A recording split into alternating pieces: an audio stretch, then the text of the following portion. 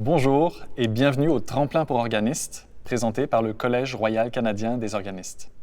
Je suis Jean-Willy Kunz, directeur artistique du Concours international d'orgue du Canada, professeur d'orgue au Conservatoire de musique de Montréal et organiste en résidence de l'Orchestre symphonique de Montréal. C'est cette fonction d'organiste de salle de concert que je vais vous faire découvrir aujourd'hui. Faisons d'abord le tour des salles de concert au Canada. Il existe 6 salles de concert dotées d'orgues. Par ordre chronologique d'inauguration de l'orgue, à Ottawa, au Centre national des arts, il y a un orgue Flentrop, inauguré en 1973, une grande salle de 2065 sièges. À Toronto, au Roy Thomson Hall, un orgue de Gabriel Ney, 1982, une salle plus grande, 2630 sièges. À Calgary, le Jack Singer Concert Hall, un orgue Casavant, opus 3623, inauguré en 1986, presque 1800 sièges. À Edmonton, le Winspear Center, un orgue Les Tourneaux, inauguré en 2002, presque 2000 sièges. À Québec, au Palais Montcalm, un orgue Casavant, opus 3896, inauguré en 2013, presque 1000 places dans la salle. Et finalement, à Montréal, à la Maison symphonique, un orgue Casavant, opus 3900, inauguré en 2014 pour une salle de 2100 sièges. Par comparaison, aux États-Unis, on compte environ 200 auditoriums, théâtres et autres salles de spectacle de plus de 2000 places, dont 20% contiennent déjà un grand orgue, soit environ 40 orgues dans des salles de concert de plus de 2000 places aux États-Unis. On peut citer notamment, aussi par ordre chronologique, le Merrill Auditorium de Portland, dans le Maine, un orgue Austin de 1911. Au Davis Symphony Hall de San Francisco, un orgue Rufati de 1984. Au Meyerson Symphony Center de Dallas, un orgue Fisk, 1991.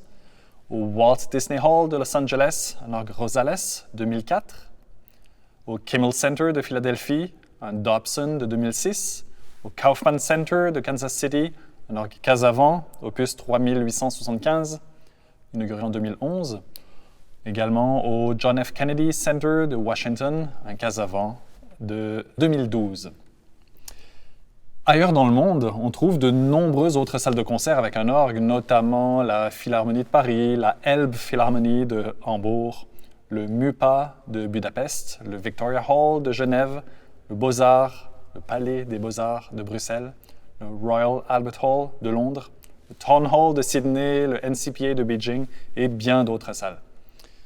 Chacune de ces salles se trouve dans un environnement différent et on peut retrouver notamment une salle indépendante avec une programmation centralisée et un orgue qui appartient à la salle, ou bien une salle utilisée surtout par un orchestre avec l'orgue qui appartient à la salle, et une autre catégorie, une salle utilisée surtout par un orchestre avec un orgue qui appartient à l'orchestre. Et aujourd'hui, je vais vous parler surtout de ce troisième type de salle de concert avec le cas particulier de la Maison symphonique de Montréal. La Maison symphonique de Montréal est une salle de concert de 2100 places inaugurée en 2011. La salle a une configuration de boîte à chaussures avec la scène à une extrémité de la salle, comme par exemple au Concertgebouw d'Amsterdam ou bien au Winspear Center d'Edmonton. On parle de boîte à chaussures par opposition notamment à une configuration en vignoble avec plusieurs sections sur différents étages et avec la scène au centre, comme par exemple à la Philharmonie de Berlin, la Philharmonie de Paris ou encore le Walt Disney Hall de Los Angeles. L'Orchestre symphonique de Montréal, l'OSM, est le principal occupant de la Maison symphonique, 2/3 de l'année, soit 240 jours par an.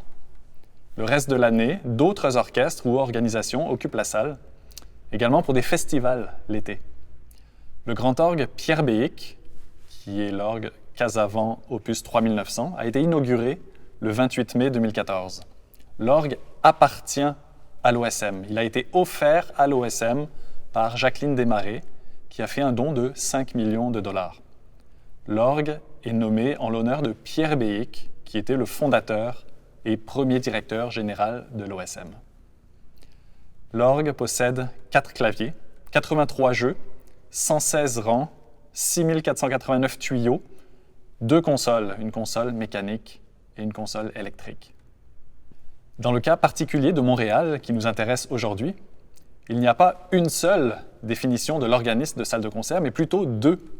En effet, il y a 2 organistes associés à l'orgue de l'OSM, un organiste émérite et un organiste en résidence. D'une part, l'organiste émérite Olivier Latry est organiste de l'OSM, organiste émérite de l'OSM depuis 2012. Mais avant ça, déjà, il a collaboré avec l'OSM et avec Casavant à l'élaboration de l'opus 3900, notamment pour établir la composition de l'orgue en fonction des paramètres de la maison symphonique et de l'OSM. Il s'est également assuré du bon déroulement de l'accord initial et de l'harmonisation de l'orgue, une opération qui a duré près de 6 mois. Depuis l'inauguration de l'orgue en 2014, Olivier Latry est associé aux différents projets d'orgue de l'OSM en apportant des idées pour l'élaboration de la programmation d'une saison et en partageant son expérience de ce qui se fait dans d'autres salles de concert. Il se produit généralement 1 fois par saison à la Maison symphonique, en récital solo, en duo ou encore en concert avec l'orchestre. D'autre part, l'organiste en résidence. L'OSM a organisé un concours en 2013 pour recruter l'organiste en résidence, le premier organiste en résidence de l'Orchestre symphonique de Montréal. Le concours consistait en plusieurs épreuves. J'ai donc participé au concours et par chance, ma formation musicale et mon expérience dans différents styles musicaux me permettaient d'être préparé à ces épreuves.